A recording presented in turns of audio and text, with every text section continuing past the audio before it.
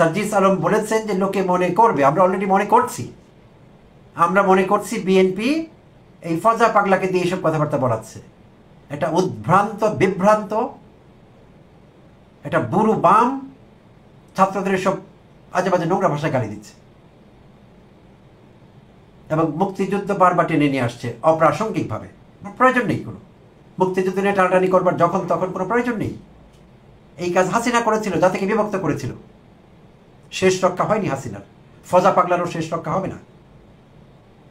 আমরা সুস্পষ্টভাবে ফজা পাগলাকে বলতে চাই, এইসব খিস্তি খেউর বন্ধ করতে হবে। আপনি যে গাড়ি দিচ্ছেন মানুষকে, তরুণদের, ছাত্র নেতাদের, এই গাড়ি কিন্তু দেয়া যায় না।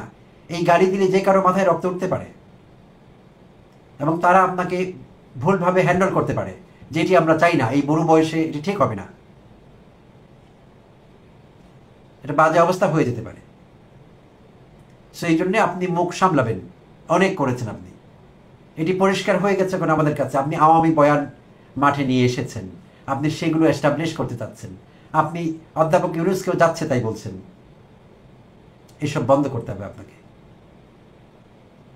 আমি জনাব তারেক রহমানের দৃষ্টি আকর্ষণ করতে চাই এবং বিএনপির অন্যান্য হাই আপস, বেগম খালেদা জিয়া সহ, এই পাগলকে থামাতে হবে আপনাদের। পাগল বলা ঠিক হবে না, উনি তো ধান্দাবাজ, পাগল না। একে থামাতে হবে, না হলে কোনো অনাকাঙ্ক্ষিত ঘটনা করতে পারে। এই দায় বিএনপিকে নিতে হবে পরে। আর আমরা ধরেই নেব যে বিএনপি তাকে দিয়ে এইসব কথা বলাচ্ছে, ধরেই নিতে হবে আমাদের এটি। সো তাকে থামাতে হবে। প্রয়োজনে দল থেকে বের করে দিন। হয়তো আপনারা বলতে পারেন কথা শুনে না, দল থেকে বের করে দিন। তাকে আপনাদের কেন দরকার? এই মুজিববাদী আওয়ামী লীগেরকে আপনাদের কেন দরকার? আপনাদের লোকেরা তো শর্টেজ হয়ে গেল যে তাকেই দরকার। সে যত বড় মুক্তিযোদ্ধা খুশি থাকুক, আমাদের কিচ্ছু আসে যায় না, কিন্তু এই ছাত্রদের গালি দিলে আমরা সহ্য করবো না, অ্যাবসলিউটলি নট। আর এই সব রকমের শিষ্টাচার বহির্ভূত। আর এই উন্মাদ বলছিল ছাত্রদের আদব কায়দা নেই, এই বেয়াদব আদব শেখাচ্ছে ছাত্রদের। কি ভয়ঙ্কর কথা, হোয়াট আ জোক। এই বেয়াদবের মুখটি বন্ধ করতে হবে অনতিবিলম্বে। এবং কিছুদিন আগে আমি একটি প্রোগ্রামে দেখলাম, এই বেয়াদব বলছে তারেক রহমান আমাকে ভয় পায়। কেন? এই বেয়াদব বলছে রাত 2টা বা 3টায় তারেক রহমান ফোন করেছে তাকে লন্ডন থেকে। তাকে ফোন করেনি, তার বউকে ফোন করেছে, মিসেস ফজাকে ফোন করেছে। ফোন করে জানতে চেয়েছে ওই ফজলু ভাইয়ের মন মেজাজ ভালো আছে কিনা। যদি ভালো থাকে তারেক রহমান কথা বলবেন, কারণ তারেক রহমান তাকে খুব ভয় পান। আমরা ঠিক জানি না কি এমন ব্যাপার তারেক রহমানের তাকে কেন ভয় পেতে হয়। It's a great question. এটা বিরাট প্রশ্নবোধক চিহ্ন আমাদের কাছে থেকে যায়। সো তার এই কথাবার্তা সব পর্যায়ে এবং সবার ক্ষেত্রেই কিন্তু চলছে, এই ব্যাপার কথাবার্তা যথেষ্ট হয়েছে। তাকে নিয়ে আগেও আমি আমার চ্যানেল থেকে ভিডিও করেছি। আজই যখন আমি সার্জিসের পোস্ট দেখলাম, তখন আমি আর সহ্য করতে পারি না। ভাবলাম যে তাকে নিয়ে আরও কিছু কথা বলা দরকার। এটা বদ্ধ উন্মাদ, বাচাল, অপ্রয়োজনীয় কথা বলে সে, কোনো দরকার নেই তার এসব বলার। সো আমরা চাই না এটা মনে করতে যেগুলো বিএনপির বয়ান। সো বিএনপিকে অ্যাকশন নিতে হবে। Please stop him, stop this nonsense. মুক্তিযুদ্ধের চেতনা ব্যবসায়ী আওয়ামীরা পালিয়েছে, গহ্বরে ঢুকে গিয়েছে। এই মুহূর্তে তারা আর বেরিয়ে আসতে পারছে না, সাহস পাচ্ছে না। যদিও অনেকে বলবার চেষ্টা করছে যে ওরা এলো বলে, ঢাকা শহরের দখল নিল বলে কিছু নির্লজ্জ বেহায়া এরকম একটি বয়ান তৈরি করবার চেষ্টা করছে। লাভ নেই, কারণ চেতনার ব্যবসায়ী শেষ। ব্যবসায়ীরা এসে কী করবে? চেতনার ব্যবসাটা বাংলাদেশে আর চলছে না, এটা বন্ধ হয়ে গেছে। কেউ আর লাইক করছে না। মুক্তিযুদ্ধের প্রায় 6 দশক হতে চলল। এই 6 দশক পরে আমাদের আর প্রয়োজন হচ্ছে না কাউকে ধরে ধরে জিজ্ঞেস করবার কে মুক্তিযোদ্ধা কে মুক্তিযোদ্ধা না, কে মুক্তিযুদ্ধের পক্ষের শক্তি কে মুক্তিযুদ্ধের বিপক্ষের শক্তি। এই বদমাইশি, এই গুন্ডামি, এই ধান্দাবাজি আর চলবে না, এটি শেষ। ব্যবসাটি বন্ধ হয়ে গেছে। এই পণ্যের আর কোনো চাহিদা নেই। চেষ্টা করেছিল হাসিনা, বেঁচে থাকলে আরও চেষ্টা করত। হ্যাঁ, বেঁচে থাকলেই বলছি, কারণ হাসিনা এখন যে জীবনযাপন করে সেটি কোনো জীবিত মানুষের জীবন না, মরেই গেছে একরকমের। তো হাসিনা বেঁচে থাকলে এই ব্যবসা আরও করতো অনেকদিন, কিন্তু এখন আর নেই। ব্যবসাটি বন্ধ হয়ে গেছে, কারণ চাহিদাই নেই পণ্যের। মুক্তিযুদ্ধের চেতনার মতো একটি মহান ফিলিংসকে, একটি গ্রেট ফিলিংসকে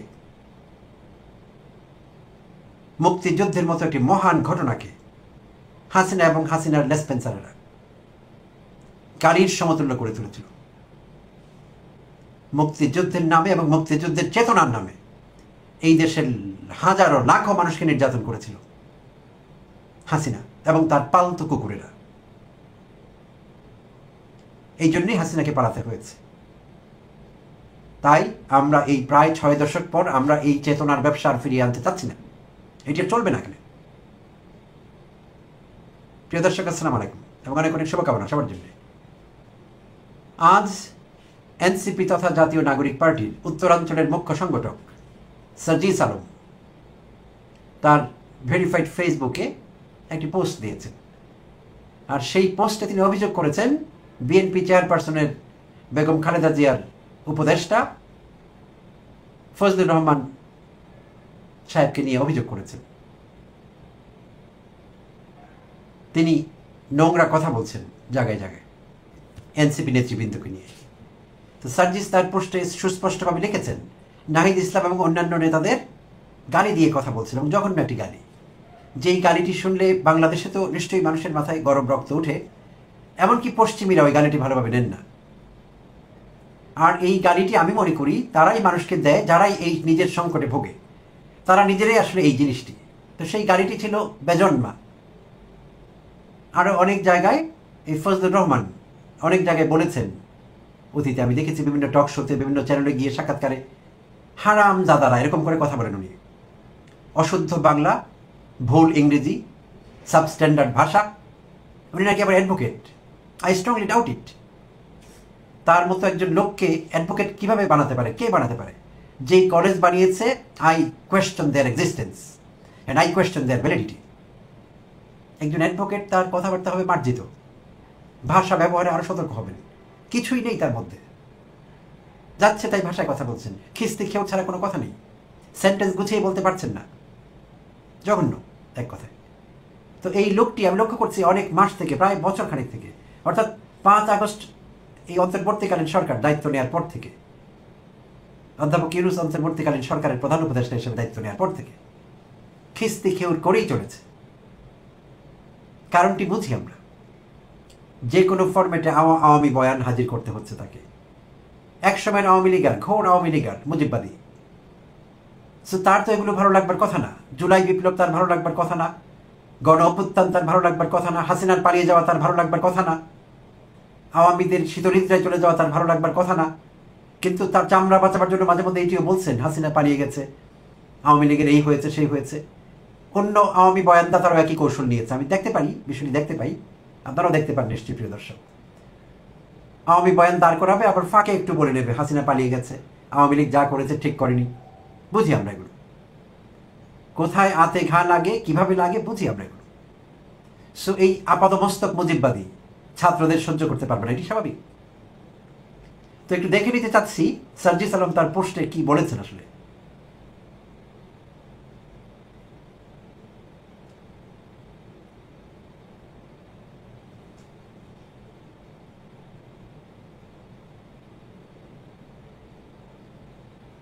তিনি বলেছেন, বিএনপি চেয়ারপারসনের উপদেষ্টা অ্যাডভোকেট ফজলুর রহমান জাতীয় নাগরিক পার্টির আহ্বায়ক নাহিদ ইসলাম সহ কয়েকজন নেতাকে গালি দিয়েছেন। ফজলুর রহমান সহ বিএনপির কয়েকজন নেতা অনবরত এভাবে কথা বলে চলেছেন। এনসিপির মুখ্য সংগঠক বলেন, এই নেতাদের না থামালে সাধারণ মানুষ মনে করবে বিএনপি তাদের দিয়ে কথাগুলো বলাচ্ছে। সোমবার 11 আগস্ট নিজের ভেরিফাইড ফেসবুক পেজে এক পোস্টে তিনি এসব কথা লেখেন। সার্জিসের ফেসবুক পোস্টটি আমি পড়ছি। বিএনপি চেয়ারপারসনের উপদেষ্টা ফজলুর রহমান গতকাল এক অনুষ্ঠানে নাহিদ ইসলাম সহ এনসিপির অন্যান্য কেন্দ্রীয় নেতৃবৃন্দকে নিজের ফ্রেমিংয়ে ফেলে বেজন্মা গালি দিয়েছেন। এই আওয়ামী লীগার ও মুজিববাদী এখন বিএনপি ন্যারেটর অ্যান্ড অডিটর। খুব পছন্দ হচ্ছে আমার সার্জিসের শব্দচয়ন, ন্যারেটর অ্যান্ড অডিটর। ফজলুর মতো বিএনপি নেতা গত কয়েক মাস ধরে গণহত্যাকারী আওয়ামী লীগের হয়ে মাঠে সরব রয়েছেন। যে ভাষা ও বয়ানে তিনি বিএনপির প্রতিনিধিত্ব করছেন, সে ভাষা ও বয়ান পুরোপুরি খুনি লীগের, এবং তার বয়ান খুনি লীগের মিডিয়া সেলগুলোই হরদম প্রচার করে যাচ্ছে।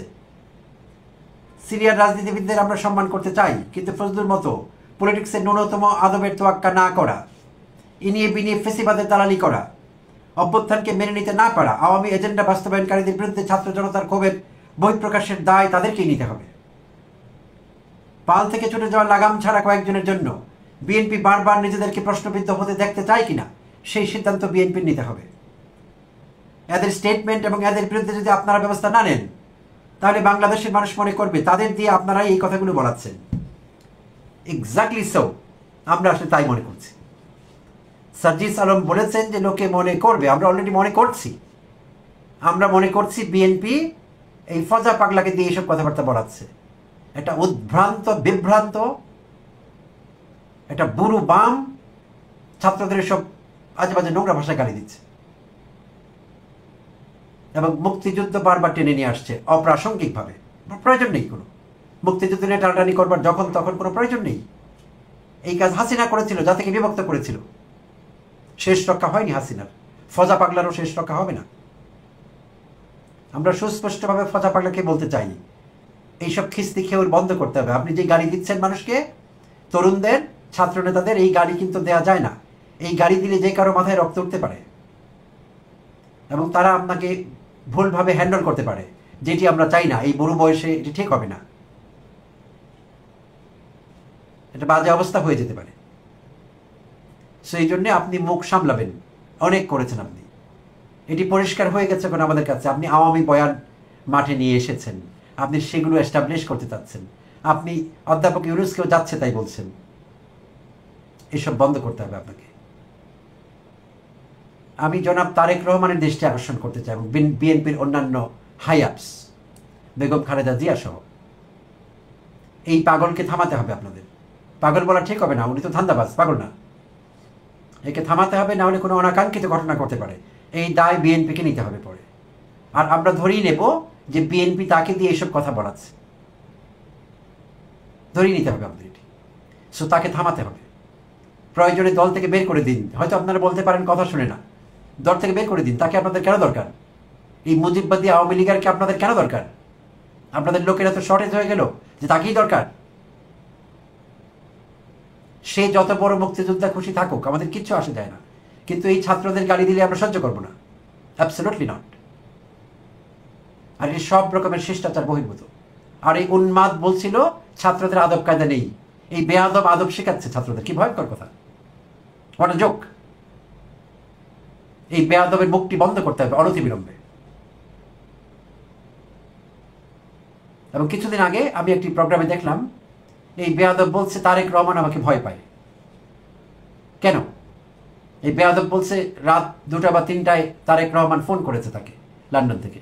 তাকে ফোন করেনি, তার বউকে ফোন করেছে, মিসেস ফজাকে ফোন করেছে। ফোন করে জানতে চেয়েছে ওই ফজলু ভাইয়ের মন মেজাজ ভালো আছে কিনা। যদি ভালো থাকে তারেক রহমান কথা বলবেন, কারণ তারেক রহমান তাকে খুব ভয় পান। আমরা ঠিক জানি না কি এমন ব্যাপার তারেক রহমানের তাকে কেন ভয় পেতে হয়। It's a great question. এটা বিরাট প্রশ্নবোধক চিহ্ন আমাদের কাছে থেকে যায়। সো তার এই কথাবার্তা সব পর্যায়ে এবং সবার ক্ষেত্রেই কিন্তু চলছে। এই ব্যাপার কথাবার্তা যথেষ্ট হয়েছে। তাকে নিয়ে আগেও আমি আমার চ্যানেল থেকে ভিডিও করেছি। আজই যখন আমি সার্জিসের পোস্ট দেখলাম, তখন আমি আর সহ্য করতে পারি না। ভাবলাম যে তাকে নিয়ে আরও কিছু কথা বলা দরকার। এটা বদ্ধ উন্মাদ, বাচাল, অপ্রয়োজনীয় কথা বলেছে। কোনো দরকার নেই তার এসব বলার। সো আমরা চাই না এটা মনে করতে যেগুলো বিএনপির বয়ান। সো বিএনপিকে অ্যাকশন নিতে হবে। Please stop him, stop this nonsense. Tulip Siddique করে চলেছেন মিথ্যার বেশাতি একের পর এক। মনে হচ্ছে যেন খালা কেউ ছাড়িয়ে যাবেন। আপনাদের ইতিমধ্যেই জানা আছে প্রিয় দর্শক, টিউলিপ গত জানুয়ারিতে তার বিরুদ্ধে আনীত দুর্নীতির অভিযোগে পদত্যাগ করতে বাধ্য হয়েছিলেন লন্ডনের সিটি মিনিস্টার পদ থেকে। এটি অর্থ মন্ত্রণালয়ের অধীনে একটি পোস্ট, সিটি মিনিস্টার। এটি ক্যাবিনেট মিনিস্টার না। আর এই পোস্টের দায়িত্বে যিনি থাকেন তার কাজ হয় আর্থিক খাতের দুর্নীতি রোধ করবার চেষ্টা করা। কি ট্র্যাজেডি একবার ভেবে দেখুন। টিউলিপের উপর দায়িত্ব পড়েছে হাসিনার বন্ধি, আর্থিক খাতের দুর্নীতি বন্ধ করবেন তিনি। কি ভয়ঙ্কর কথা! তিনি নিজেই জড়িয়ে পড়েছিলেন শত শত হাজার হাজার দুর্নীতিতে বাংলাদেশ কেন্দ্রিক। তার খালার অবৈধ ক্ষমতার ছিটে ফোঁটা তিনিও ভোগ করেছিলেন। আর তাতেই তার বিরুদ্ধে উঠে এসেছে বিশাল বিশাল সব দুর্নীতির অভিযোগ। অন্যায়ভাবে প্লট প্রাপ্তি থেকে শুরু করে রূপপুর পারমাণবিক প্রকল্পে রাশার সঙ্গে গোপন ডিল, এবং সেই ডিলে বিলিয়ন্সের দুর্নীতির অভিযোগ উঠেছে। তো এখন একের পর এক বেরিয়ে আসছে দুর্নীতি এবং টিউলিপের এসবে জড়িত হবার প্রমাণ। আর প্রত্যেকটি অভিযোগ টিউলিপ অস্বীকার করে চলেছেন, না এমনটি হয়নি, এটি মিথ্যা, এটি আমার বিরুদ্ধে ষড়যন্ত্র। এইসব হচ্ছে টিউলিপের পক্ষ থেকে একেবারে ডাউন রাইট রিফিউজ করা হচ্ছে বিষয়গুলোকে, যে না না এরকম কিছু হয়নি, এগুলো ষড়যন্ত্র, এগুলো বানোয়াট, এগুলো উদ্দেশ্য প্রণোদিত। আমরা এই শুনছি আসলে। তো সম্প্রতি আরেকটি বিষয়ে প্রমাণ হলো, টিউলিপের অন্যায়ভাবে যে প্লট নিয়েছিলেন পূর্বাচলে, সরকারি প্লট, শুধু টিউলিপ না, শেখ হাসিনা, শেখ রেহানা, টিউলিপ, ববি, তারা প্রত্যেকেই একটি করে প্লট নিয়েছেন অন্যায় সুবিধা ভোগ করে। প্লট প্রাপ্তির যে নিয়ম আছে, ক্রাইটেরিয়া আছে, সেগুলো তারা ভায়োলেট করেছিলেন রাষ্ট্র ক্ষমতার অবৈধ প্রভাব বিস্তার করে। তো সেইখানেও আগাগোড়াই একটি অস্বীকার করা চলছিল যে না টিউলিপের কোনো প্লট নেই, টিউলিপ এগুলোর সঙ্গে জড়িত না, কিন্তু এগুলো নিয়েই কিন্তু এখন বিচার চলছে। তো আন্তর্জাতিক অপরাধ ট্রাইব্যুনালে চলমান বিচার প্রক্রিয়ায় চলতি সপ্তাহে দুদক প্রসিকিউটর কথা বলেছেন যুক্তরাজ্য ভিত্তিক প্রেস্টিজিয়াস সংবাদ মাধ্যম ফিনান্সিয়াল টাইমসের সঙ্গে। আর সেখানে সুলতান মাহমুদ জনাব পাবলিক প্রসিকিউটর দুদকের, তিনি একটি বোমা ফাটিয়েছেন। আর সেটি হলো সরকারের কাছে সুস্পষ্ট অভিযোগ আছে, সরকারের সংশ্লিষ্ট দপ্তরগুলোর কাছে, যে টিউলিপ বাংলাদেশের নাগরিকত্ব গ্রহণ করেছিলেন, তার রয়েছে বাংলাদেশের ন্যাশনাল আইডি কার্ড, এনআইডি, এবং তার রয়েছে একাধিক পাসপোর্ট, শুধু একটি না একাধিক পাসপোর্টের প্রমাণ পাওয়া গেছে এবং সংশ্লিষ্ট দপ্তরগুলো সেগুলো কনফার্ম করেছে। ফিনান্সিয়াল টাইমসের প্রতিনিধির সঙ্গে কথা বলছিলেন দুদকের শুনানির ফাঁকে, আন্তর্জাতিক অপরাধ ট্রাইব্যুনালে শুনানির ফাঁকে কথা বলছিলেন জনাব সুলতান মাহমুদ পাবলিক প্রসিকিউটর। তিনি ফিনান্সিয়াল টাইমসের প্রতিনিধিকে এই বিষয়গুলো সম্পর্কে অবগত করেছেন। তো ফিনান্সিয়াল টাইমস তাদের নিজের মতো করেও তারা খোঁজখবর নিয়েছে। তো তারা খোঁজখবর নিয়ে জানতে পেরেছে সরকারের যেসব বিভাগ, যেসব সংস্থা ন্যাশনাল আইডি কার্ড এবং পাসপোর্ট নিয়ে ডিল করে, তারা কনফার্ম করেছে যে হ্যাঁ তাদের কাছে এইসব টিউলিপ যে এইসব অবৈধভাবে অর্জন করেছেন বাংলাদেশি পাসপোর্ট এবং আইডি কার্ড, এইসব বিষয়ে তাদের কাছে তথ্য আছে, সুস্পষ্ট প্রমাণ আছে। এবং দুদক প্রসিকিউটর জানিয়েছেন সময় হলে তারা এগুলো পাবলিক করবেন, অর্থাৎ সুন আমরা টিউলিপের বাংলাদেশি পাসপোর্ট, বাংলাদেশি এনআইডি কার্ডের ছবি দেখতে পাবো, সেখানে টিউলিপের ঝকঝকে ছবি দেখতে পাবো আমরা সেই সব আইডেন্টিফিকেশনগুলোর মধ্যে। সুন বিষয়টি ঘটবে। তো মজার ব্যাপার হলো, সরকারিভাবে এইসব জায়গাগুলোতে যেসব ঠিকানা ব্যবহার করা হয়েছে এই পাসপোর্ট এবং আইডি কার্ড পাওয়ার জন্য, এইসব জায়গাগুলোতেও দুদক খোঁজখবর নিয়েছে, কোন কোন ঠিকানা ব্যবহার করা হয়েছিল সেগুলো সব তাদের কাছে আছে, তারা জোগাড় করেছে তথ্য। এবং ফিনান্সিয়াল টাইমস নিজেরাও চেষ্টা করেছে কথা বলতে এইসব সংস্থাগুলোর সঙ্গে, কারণ আমরা জানি আন্তর্জাতিক মিডিয়াগুলো আসলে সব পত্রিকা বা নিউজ মিডিয়ারে কিন্তু এটি তাদের দায়িত্বের অংশ। কোনো অভিযোগ পেলেই তারা সেগুলো ঢালাইভাবে ছেপে দেয় না, তারা যাচাই বাছাই করবার চেষ্টা করে, তারা নিরপেক্ষভাবে ইনভেস্টিগেট করে বিষয়টি আসলে কি। বিশেষভাবে যখন অপরাধ প্রমাণের ব্যাপার এসে যায় তখন তারা ইনভেস্টিগেটিভ জার্নালিজমের আশ্রয় নেয়। তো ফিনান্সিয়াল টাইমসও একই কাজ করেছে, তারা ব্যক্তিগতভাবে ফিনান্সিয়াল টাইমসের পক্ষ থেকে তারা খোঁজখবর নিয়েছে সরকারের বিভিন্ন দপ্তরের সঙ্গে। আর খোঁজখবর নিয়ে তারা জানতে পেরেছে যে হ্যাঁ এগুলো সত্যি, তাদের কাছে প্রমাণ আছে, তথ্য আছে। এবং ইলেকশন কমিশন তাদেরকে জানিয়েছে, ফিনান্সিয়াল টাইমসকে, যে তাদের কাছে অন্তত আইডেন্টিফিকেশন, জাস্ট এনআইডি যে বিষয়টি, এনআইডি প্রমাণ তাদের কাছে আছে। তাদের কাছে তার পাসপোর্টের প্রমাণ থাকবার কারণ নেই, সেটি পাসপোর্ট দপ্তর দেখবে। তো ইলেকশন কমিশন বলেছে, এই কথা কনফার্ম করেছে যে তাদের কাছে টিউলিপ যে অন্যায়ভাবে বা অবৈধ ক্ষমতা এক্সারসাইজ করে বাংলাদেশের এনআইডি পেয়েছিলেন, সেই প্রমাণ ইলেকশন কমিশনের কাছে আছে, ইসির কাছে আছে। তো এই প্রমাণটি ফিনান্সিয়াল টাইমস পেয়েছে বা এই বিষয়ে তারা কনফার্মেশন পেয়েছে। তো যথারীতি টিউলিপের যে লিগাল টিম আছে তাকে সাপোর্ট করবার চেষ্টা করছে, তাকে ডিফেন্ড করবার চেষ্টা করছে। তারাও এই অভিযোগগুলোকে যথারীতি উড়িয়ে দেবার চেষ্টা করেছে। তারা বলেছে এগুলো ফলস, এগুলো রাজনৈতিক উদ্দেশ্য প্রণোদিত, এগুলো টিউলিপকে হেয় করবার জন্যে করা হচ্ছে। এটি আমরা জানি, এগুলি প্রচলিত ন্যারেটিভ, এটা হয়ে থাকে। যত বড় অভিযোগই হোক, যার বিরুদ্ধে হোক, এরকম একটি প্রক্রিয়া চলমান আছে, সেখানে দাবি করা হয় এগুলো রাজনৈতিক উদ্দেশ্য প্রণোদিত। তো উদ্দেশ্য প্রণোদিত হলেও কিছুটা চলে, যখন এর সঙ্গে রাজনীতি যুক্ত হয় তখন তাদের ভয়েস আরও শক্ত হয়। রাজনৈতিক উদ্দেশ্য প্রণোদিত বলতে পলিটিক্যালি মোটিভেটেড, তারা এই টার্মগুলো ব্যবহার করেন এবং করে তাদের বিরুদ্ধে আনিত অভিযোগ কিছুটা হালকা করবার চেষ্টা করেন। কিন্তু আখেরে অনেক সময় তারা পার পান না, কারণ যখন প্রমাণ হয়ে যায়, তদন্ত সাপেক্ষে যখন এগুলো আদালতে প্রমাণ হয় এবং যখন তারা প্রসিকিউটেড হন, তখন এসব বয়ান আর কাজ করে না, আগে অনেকের ক্ষেত্রে কাজ করেনি। হাসিনাও তার বিরুদ্ধে আনিত সমস্ত জঘন্য অপরাধগুলো, মানবতা বিরোধী অপরাধ থেকে গুম খুন, গুপ্ত হত্যা, অপহরণ, এই সমস্ত অপরাধ, রাষ্ট্রযন্ত্রগুলোকে ব্যবহার করে যে অপরাধ করেছেন, সবগুলো অপরাধের ব্যাপারে হাসিনাও কিন্তু অস্বীকার করছিলেন। এটি অস্বীকারের একটি সংস্কৃতি। আসলে আমরা জানি এই স্বৈরাচারী শাসকেরা কখনো সেটি স্বীকার করতে চান না। তারা সবসময় একটি বয়ান তৈরি করেন যেগুলো আমাদের বিরুদ্ধে, আমার বিরুদ্ধে আনিত, এগুলো রিভেঞ্জ থেকে করা হচ্ছে, প্রতিহিংসা চরিতার্থ করা হচ্ছে আমার বিরুদ্ধে, আমি এইসব অপরাধের সঙ্গে জড়িত না। শুধু হাসিনা কেন, পৃথিবীর সব বড় বড় ডিক্টেটরদের বিচার যখন হচ্ছিল আমরা দেখেছি শুরুতে তারা সবসময় বলবার চেষ্টা করেছে এগুলো ষড়যন্ত্র, কিন্তু সব ষড়যন্ত্র পরবর্তীতে সত্যি প্রমাণিত হয়েছে, অনেকের বিরুদ্ধে হয়েছে। তো হাসিনার বিরুদ্ধে হবে না এই কথা বলা যায় না, নিশ্চয়ই হবে, এবং খুব বেশি সময় লাগবে আমাদের মনে হচ্ছে না। কারণ হাসিনার বিরুদ্ধে বিচারটি আমরা এই সরকার যতদিন ক্ষমতায় আছে, তাদের ক্ষমতায় থাকবার সম্ভাব্য সময়সীমা আমরা যেটা ধরে নিতে পারি, আগামী ফেব্রুয়ারিতে যদি ইলেকশন হয় তাহলে খুব বেশি সময় বাকি নেই। আর এই অল্প কয়েক মাসের মধ্যেই হাসিনার বিরুদ্ধে অনেকগুলো অভিযোগ প্রমাণিত হবে। ইতিমধ্যে একটি অভিযোগ প্রমাণিত হয়েছে, আর সেই অভিযোগে হাসিনার কিন্তু 6 মাস কারাদণ্ড হয়েছে। তো বাকি আরও সবচাইতে জঘন্য জঘন্য যেসব অভিযোগগুলো আছে, মানবতা বিরোধী অপরাধ থেকে শুরু করে সব কিছু, সেই সবের অনেকগুলির অভিযোগ প্রমাণিত হবে এবং আমরা বিশ্বাস করি রায়ও হবে হাসিনার বিরুদ্ধে, সেটি আমরা শিগগিরই দেখতে পাবো। তো টিউলিপও পার পাবে না, কোনো কিছু করে লাভ হবে না, মিথ্যার পর মিথ্যার সাথে সাজিয়ে কোনো লাভ হবে না, সব অভিযোগগুলো প্রমাণিত হবে। কারণ তখন তারা মনে করেছিলেন যে হাসিনার ক্ষমতা কখনো শেষ হবার নয়, হাসিনা আমৃত্যু ক্ষমতায় থাকবেন, 2041 সাল পর্যন্ত ক্ষমতায় থাকবেন। আওয়ামী লীগের যে ভিশন 2041, তো সেই ভিশন বাস্তবায়ন করবার জন্য হাসিনাও বেঁচে থাকবেন 2041 সাল পর্যন্ত, এবং টিউলিপ গং বেঁচে থাকবেন। অর্থাৎ তাদের বিরুদ্ধে তারা যে দুর্নীতিগুলো করেছে বাংলাদেশকে কেন্দ্র করে, বাংলাদেশের রাজনীতির অংশ হয়ে, অবৈধ ক্ষমতার অংশ হয়ে, সেগুলো আলোতে আসবে না। আর 2041 তো অনেক সময় বাকি আছে, সেই পর্যন্ত কি হয় দেখা যাবে, জো হোগা দেখা যায়গা। সো তারা করছিলেন একেবারে আনব্রাইডলড, লাগামহীনভাবে সেই অপরাধগুলো তারা করে যাচ্ছিলেন। তো শেষ রক্ষা হবে না, এই বিষয়ে আমরা নিশ্চিত, আমরা আশাবাদী। সব অপরাধীদের বিচার আমরা দেখতে পাবো এবং খুব বেশি সময় লাগবে না। এবং আমরা আমাদের অপেক্ষা করতে হবে, আগামী দিনগুলোতে হয়তো আরও হাটে হাড়ি ভাঙবে দুদক সহ আন্তর্জাতিক অপরাধ ট্রাইব্যুনাল এবং সরকারের তদন্ত সংস্থাগুলো।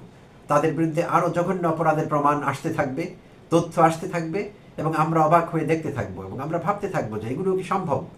মানুষ এমন অপরাধ করতে পারে, মানুষ রাষ্ট্রের বিরুদ্ধে এমন ষড়যন্ত্র করতে পারে, মানুষ নিজের জনসংখ্যার জনতার বিরুদ্ধে, নিজের দেশের নাগরিকদের বিরুদ্ধে এমন অপরাধ করতে পারে? আমরা অবাক হবো, আমাদের অবাক হবার পালা আসলে চলতেই থাকবে। তো দেখা যাক কি হয়। বাট আপাতত আমরা এই বিষয়ে নিশ্চিত হলাম মোটামুটি যে টিউলিপ বাংলাদেশের নাগরিক, অর্থাৎ টিউলিপের দ্বৈত নাগরিকত্ব রয়েছে। আর এই বিষয়টি ওখানে কিন্তু গোপন আছে যুক্তরাজ্যের সরকারের এগুলো জানবার কথা না। তো টিউলিপের বাংলাদেশের নাগরিকত্ব প্রমাণ হলে, টিউলিপ এখন যে লেবার পার্টির এমপিশিপ ধরে রেখেছেন, অর্থাৎ তিনি একজন এমপি আছেন, এখন সিটি মিনিস্টারশিপ তার গিয়েছে, পদত্যাগ করতে বাধ্য হয়েছিলেন, বাট এমপি তো আছেন, তার এই এমপিশিপও থাকবে কিনা ভবিষ্যতে সেটি সময় বলে দেবে। কারণ যেভাবে একের পর এক অন্যায়, অবিচার, মিথ্যাচারের সঙ্গে যুক্ত হওয়া, দুর্নীতির সঙ্গে টিউলিপের নাম জড়িয়ে যাচ্ছে আর সাক্ষ্য প্রমাণ আসতে শুরু করেছে, তাতে করে আমরা নিশ্চিত যে আগামী দিনে টিউলিপের এমপি থাকাটা সম্ভব হবে কিনা, লেবার পার্টির এমপিও তিনি থাকতে পারেন কিনা, সেই বিষয়ে আমাদের যথেষ্ট সন্দেহ আছে। যদিও ব্রিটিশ প্রধানমন্ত্রী যিনি এখন আছেন, কিয়ার স্টারমার, তিনি চেষ্টা করেছিলেন শুরুর দিকে, টিউলিপকে তিনি সাপোর্ট করছিলেন, টিউলিপকে সম্ভাব্য সব রকমভাবে ডিফেন্ড করবার চেষ্টা করছিলেন। কেন চেষ্টা করছিলেন? কারণ টিউলিপকে তাদের খুব দরকার। আর টিউলিপ তাকে অন্যায় কি সুবিধা দিয়েছে কিয়ার স্টারমারকে, সেটি আগামী দিনে আমরা জানতে পারবো, এখন হয়তো জানতে পারবো না। আগামী দিনে আমাদের বলে দিবে, ভবিষ্যৎ বলে দিবে কিয়ার স্টারমার টিউলিপের থেকে কোনো আর্থিক সুবিধা গ্রহণ করেছিলেন কিনা। কারণ নির্লজ্জভাবে তিনি টিউলিপকে সমর্থন করছিলেন, কোনো বিচারাচার ছাড়াই, তদন্ত ছাড়াই তিনি বলছিলেন, খুব কনফার্ম করছিলেন, কনফিডেন্টলি বলছিলেন যে টিউলিপের বিরুদ্ধে আনিত অভিযোগগুলো ঠিক না।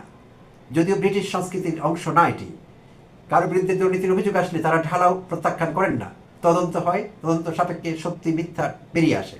কিন্তু কিয়ার স্টারমার প্রচলিত পদ্ধতির বাইরে গিয়ে, ব্রিটিশ সংস্কৃতির বাইরে গিয়ে আমরা দেখেছি টিউলিপকে তিনি ডিফেন্ড করবার চেষ্টা করছিলেন। তো দেখা যাক, তার বিরুদ্ধে হয়তো ভবিষ্যতে প্রমাণ হবে, ভবিষ্যতে তদন্ত হবে তিনি টিউলিপের কাছ থেকে কোনো সুবিধা নিয়েছিলেন কিনা, আর্থিক সুবিধা। কারণ টিউলিপেরা যেসব টাকা বাংলাদেশ থেকে নিয়ে গিয়েছে পাচার করে, বিলিয়নস, তো সেই টাকার ভাগিদার কোনো ব্রিটিশ পলিটিশিয়ানস হননি, সেই বিষয়ে আমরা এখনো নিশ্চিত নই, হবার যথেষ্ট সম্ভাবনা আছে। তো সেই পর্যন্ত আমরা অপেক্ষা করব। ধন্যবাদ দর্শক, ভালো থাকবেন।